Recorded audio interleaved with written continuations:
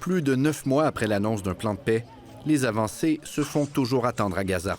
Les frappes israéliennes sont régulières, la reconstruction encore loin à l'horizon.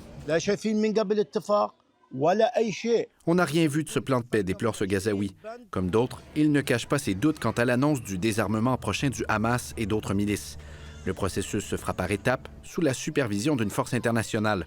Il doit permettre, à terme, la mise en place d'un gouvernement palestinien dans l'enclave après le retrait des forces israéliennes. Le président Trump évoque une annonce historique. Personne n'aurait cru que c'était possible, dit-il. Une avancée saluée par le premier ministre canadien Mark Carney, qui évoque une étape importante et qui assure que le Canada peut contribuer à sa mise en œuvre.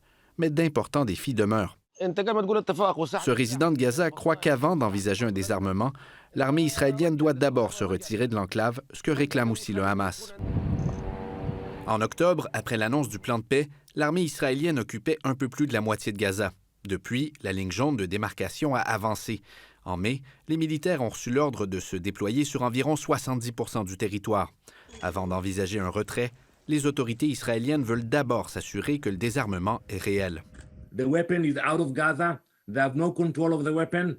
C'est seulement à cette condition qu'Israël bougera, assure son ambassadeur à l'ONU, ajoutant que les Israéliens ne sont ni naïfs ni stupides.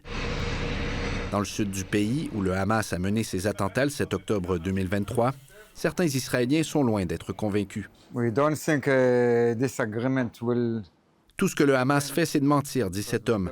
De part et d'autre, le scepticisme est grand. Malgré l'enthousiasme du président Trump, sur le terrain, la paix semble encore loin. Ici Raphaël Bouvier-Auclair, Radio-Canada, Montréal.